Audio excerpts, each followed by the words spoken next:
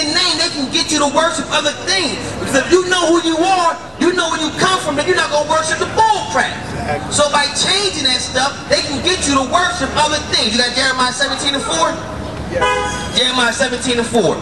1492, Christopher Columbus in October started this, man. He started this for the 10 tribes that had already left.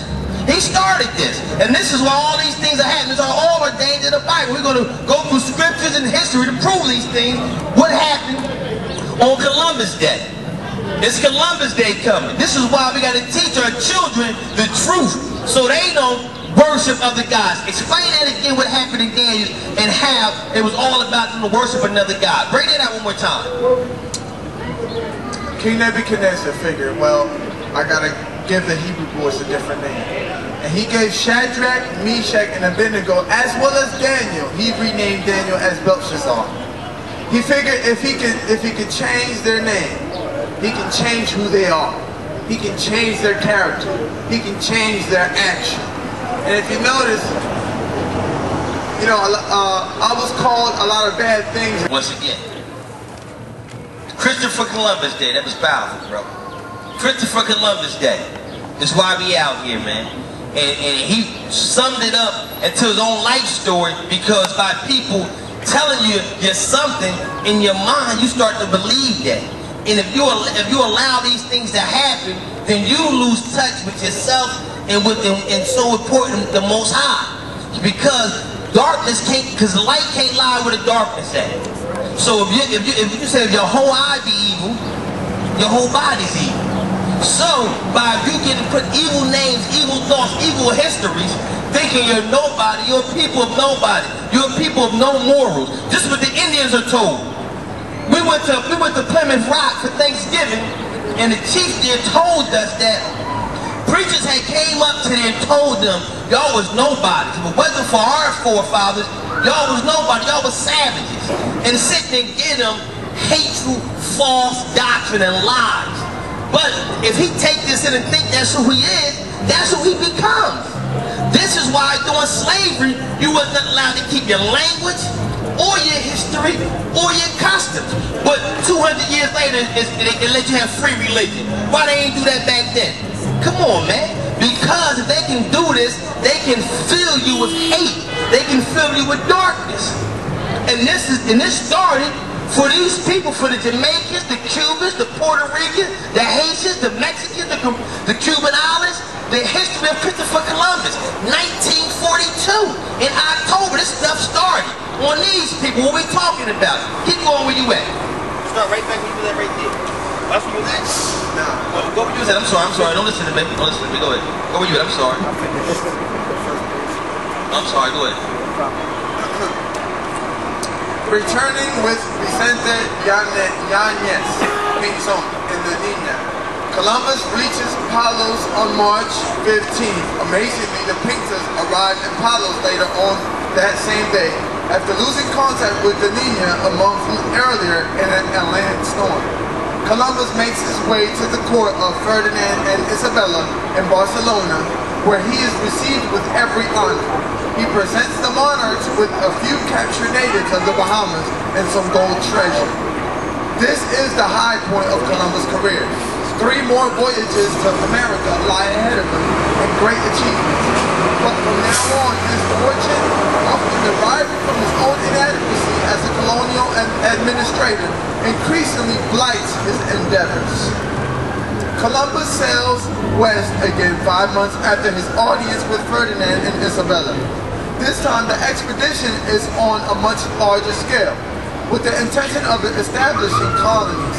17 ships carrying between them almost 1,500 people leave Cadiz. Hold up, 17 ships carrying almost 1,500 people left to go to these islands, man, and take over. On Christopher Columbus Day. This is who we honor on Monday. This is the history of Christopher Columbus. We gotta do the history of this stuff, man. Oh, it's Columbus Day. Don't tell your son nothing about it. Your daughter nothing about it. We gotta do the history of this, man. If this would happen on the history of Christopher Columbus, 15 ships left, or 17 ships left, with over 1,500 people to go set up colonies in this island. And let's see what happened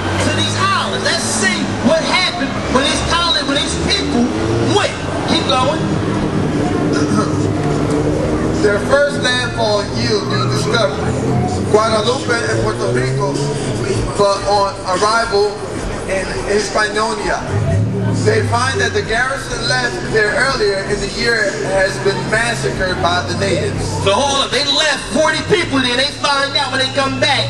I think it was Cuba. They left them 40 people. They come back. They got rid of them 40 people. They won't let 40 people take over their land. They got with them. But this is the history. Keep going.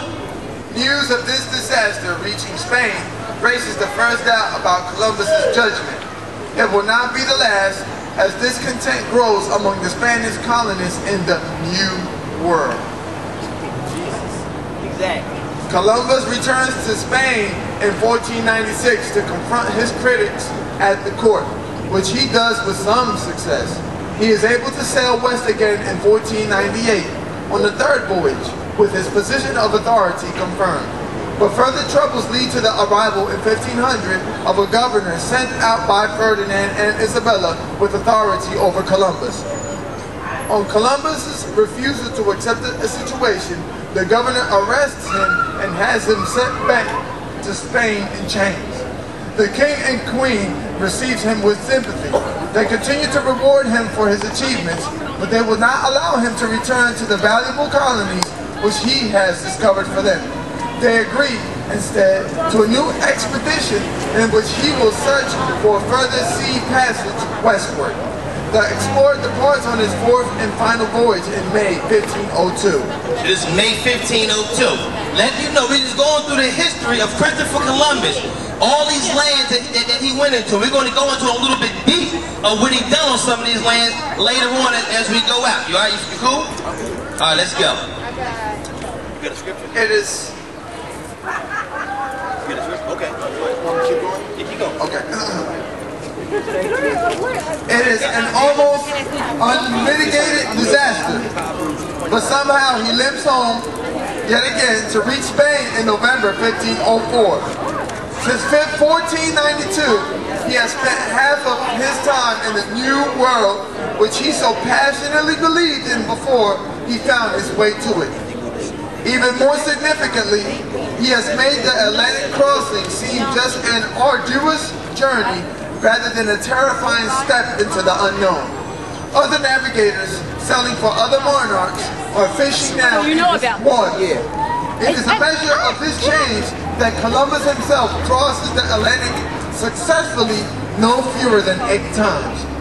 In a few short years, the New World has become linked to Europe in what is unmistakably the new era.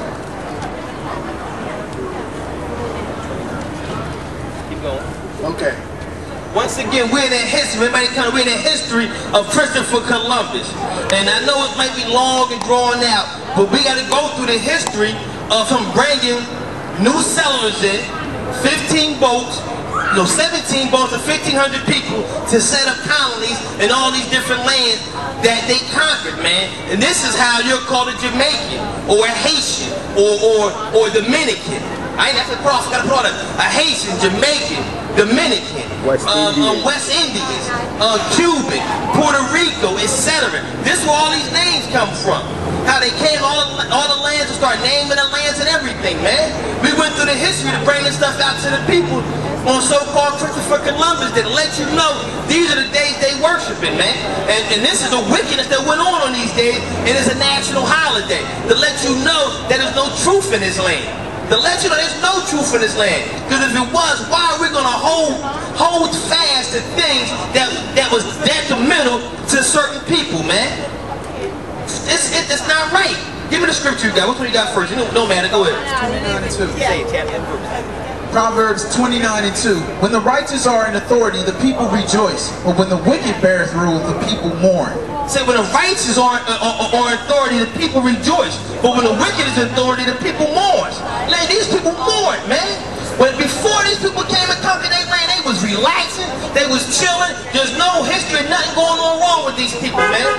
There's no history, nothing going on wrong with them until 1492, September 12th. That's when all things changed. There's no history. Read that again. When the righteous are in authority, the people rejoice.